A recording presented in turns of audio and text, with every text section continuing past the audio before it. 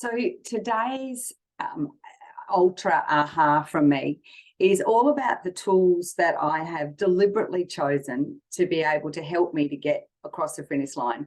As you know, not just grinding my way across the finish line, but actually gliding across the finish line in Bali in just under 20 weeks. And one of the tools that I've invested in is epigenetics. Now, I want to give you a little bit more information of what's it about, because I have a background in exercise physiology. I did my degree over 30, maybe 35 years ago. And when I did my degree, there was such a small amount of science available to us compared to what is now available. And also, the really beautiful thing that I've watched emerge, particularly in the last 10 years, I also have a background as a yoga teacher. And so I've always had an interest in Ayurvedic, which is the sister science to yoga, which is nutrition under the Indian philosophy or Vedic philosophy, and also traditional Chinese medicine, which is like both of those have got thousands of years of information and evidence.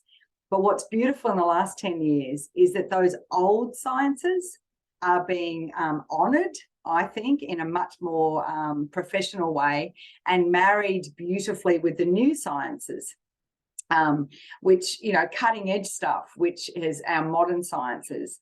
So epigenetics is, I think, the beginnings of something that we're all going to be so familiar with very, very soon. And the reason I want to share about epigenetics with you is because once I embraced it I've got into epigenetics through my running coach, Neil Wagstaff, and I did some basic assessments through the tool, the epigenetics tool. What came back was a profile of my genetic profile and how I can match it better to what we call my phenotype. So what I look like in the outside world and what the outside world is to me, my lifestyle. And what's been really fascinating is as I've got to use that information and changed my lifestyle so that it actually better matches what my genetic makeup is, things have got easier. And my word for 2023 is ease. And that, if you're talking about gliding, I feel like gliding is all about ease and just getting into flow, not having to force or grind my way through. And so what I've watched by using the epigenetic information and bringing it into practice is that my days have got easier. My ability to manage my other health metrics like my weight, my sleep, my mood, even just getting to know myself better as, you know, as this composition, it has made life easier, and it makes me understand more about why I feel like doing certain things certain ways. So I'm just going to share the screen because I'm thinking you need a little bit of a visual to help, and I'll get it up here.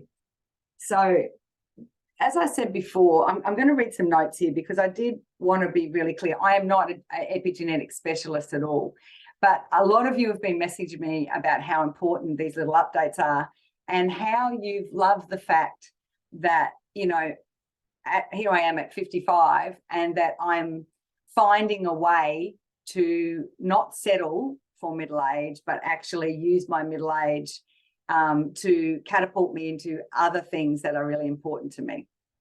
And essentially what epigenetics is about matching the genetic profile that we all have, and every one of us has got a unique one, with your environment and lifestyle so much better than I think we've ever been able to do. And that they've got here you, but I would say that's your healthiest you. So what does this look like? I just want to give you some insights. These are all the evidence that they've used, all the background research. They've had doctors, they've had researchers, and they've had technical programmers from around the world have combined to create this epigenetic tool. So we've got information about endocrinology, which is your hormones. You've got anthropometry, which we've been using for years about different body shapes and types. Neuroscience, information, embryology, biotopology, phenotypology. Like, this is just some of it. Also in there has got traditional medicine and Ayurvedic. And to me, it's a little bit like all of those fingerlings are all coming together to provide, I think it's this very collaborative attitude around health, that not any one of us exist in a vacuum or in isolation. And so we've got all of those parts to our genetic makeup, but then how do we marry it, or how does it work best based on where we live, our place, what food we eat, what types of food we eat, what food families we eat, how social or antisocial, that's not really entirely appropriate, but how social beings we are, and how for some of us we need to be more social than others, how important our mind is, how important our career, but what we call about our purpose in life. If we are someone who is actually living on purpose, then you will find you will feel healthier. You will have less dis-ease, and also fitness. So back when I did my training 35 years ago, we focused very much on food and fitness. And until I really understood this epigenetic sort of picture, when I would have, I might want to look into weight control, or I might want to look at ramping up my fitness, then it was really only those areas that I thought that I could increase and improve my health with. But what epigenetics really shows you is that you can ramp your fitness up. You can get your food aligned with what you would call a very generic model, and you'd still feel unhealthy. Why is that? Because you're missing all these other parts to your life. So where's an example? Under the profile that came through from the epigenetics, I've come back as a diplomat profile. I think there's 8 profiles. And the interesting thing as a diplomat is that, ironically, my power hour, so where my endocrine, where my hormone a balancing period happens in my 24-hour cycle, has been proven through all of that research and evidence to be between 4 a.m. and 5 a.m. Now, what is really interesting is that between 4 and 5 a.m. was when I used to set my alarms, generally about 4:30, 5 o'clock at the latest, to get out of bed to then start doing my cycling training for my big cycling endurance events. So, of course, when I would go back into training for this ultra without knowing any better, I would have done the same. But what has been proven through this research is if a diplomat between 4 a.m. and 5 a.m. is actually doing that really hardcore endurance training, I am putting my body under an exceptional stress load, which means that through the rest of the day, I've already got my stress mechanisms on. But if I'm also wanting to look at it for weight management, when we're in high levels of chronic stress, we will hold on to fat. That's a known.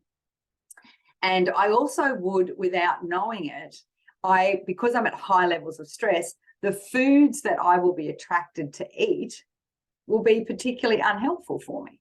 So it's like that, you get on that, like here I was using that as my training tool, and yet I was almost taking 3 steps forward and 10 steps back if I'd gone into that.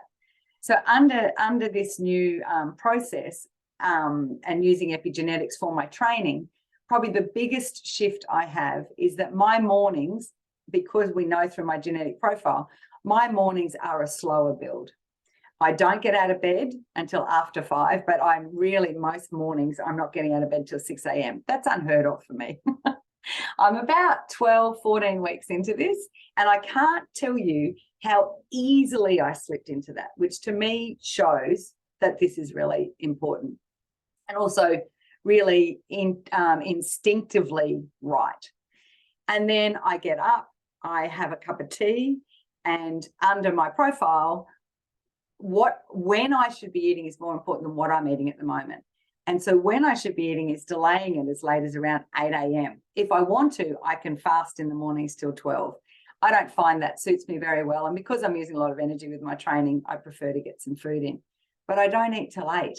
And what is amazing, once again, is that I've easily slipped into that pattern. So what are the results I've seen? Well, I've definitely had some weight loss. I measured it yesterday using my dietitian, and yes, there's a centimetre around my waist that has gone.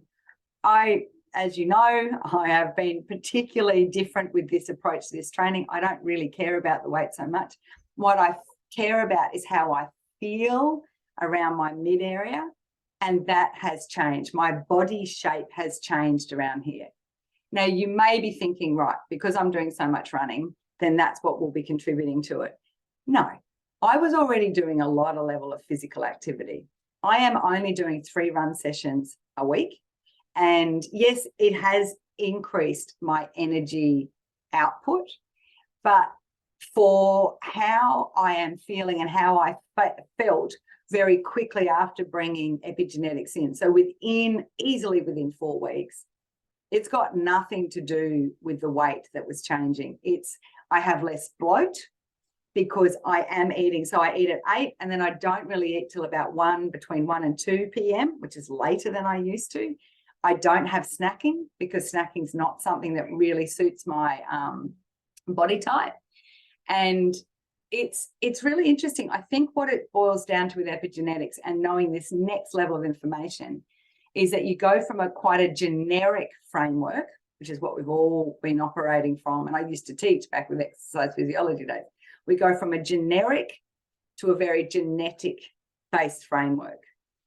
And it has had such a bearing on the ease with which I'm able to take on extra load. So the other interesting thing is that my training windows are more preferable between 3 p.m. and 6 p.m. Now, I used to say that I'd hate doing my exercise as late as that because I wouldn't have any energy for it. And it was good to get it done in the morning because you can get it out of the way. It doesn't matter what happens the rest of, whatever happens the rest of the day, you'd always get it out of the way. And what basically happens with my genetic type is that I build my energy slowly through the day so that by 3 p.m., I'm at my max for energy. And it's true. I have not had one day where I've been going for my run about 5 in the afternoon, 4:30 or 5, and groaned. It just feels right to do it. Does that mean that it is so prescriptive that I can't change the windows when I'm operating? No. Through the Christmas break and New Year break, I was taking my runs, middle of the day, whenever I could, and then I would basically adjust for that. So it's not like this is, I'm not one for full prescription because I'm someone that doesn't even know how to colour in the lines. So I wanted to just share this because it's a super important tool that I think has helped me to not just bring on this training regime quite easily, but I know that by knowing myself at this genetic level, it is going to help me in 20 weeks' time when I'm in Bali actually doing the event. So if this is of interest to you, something else that's very exciting is that I am co-hosting an immersion weekend with Neil Wagstaff. So I get to actually meet him and host an event with him in New Zealand in March, as well as my mentor, Kyron Goss. So under this immersion weekend, we're calling it a biology reset. And so each one of us have got totally different areas of expertise or leading learners that we've got. Kyron is coming in with Kyron is an endurance athlete. In 2027, Kyron will run across the whole top of the world. I am not planning to run it all with him, but I may do a leg yet. But so he's got this incredible background there, but he's also got a business called the Freedom Investor Network. So he is my mentor in the business and financial acumen space. Neil is he's an ultra athlete himself. He's got this beautiful background in ex-phys that I've loved and personal training with, but he is so experienced with volumes of different styles of people using epigenetics. And I love his wisdom. I don't actually know what age he is. He's definitely younger than me, but his holistic approach to health is phenomenal. And I'm just loving working with him. So, and then myself, obviously, I'm bringing to the table the mindset world and also being able to help you with the habit change so that, you know, all this beautiful information that we get at this incredible retreat, how do I turn that into a habit? How do I bring it in small little doses so that I can actually truly bring it into my life? It's not just come for this fabulous weekend and then we just disappear. So everyone who leaves the retreat will actually have an action plan that they can go forward with. So if that's of all of interest with you, there'll be a link to the retreat and all the more information, and just message me or email me. We'll probably put that on the link as well, because I'd really love you there. There's only 20 spaces available. 15 are only available now. So we've sold 5 slots since the start.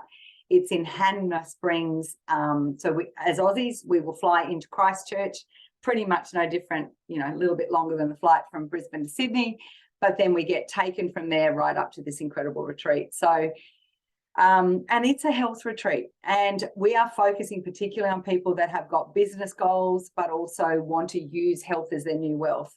So we will be able to work out a way that you can actually use it for your benefit, for your business. So hopefully this is something of interest, because I would so love some Aussies to join me with it.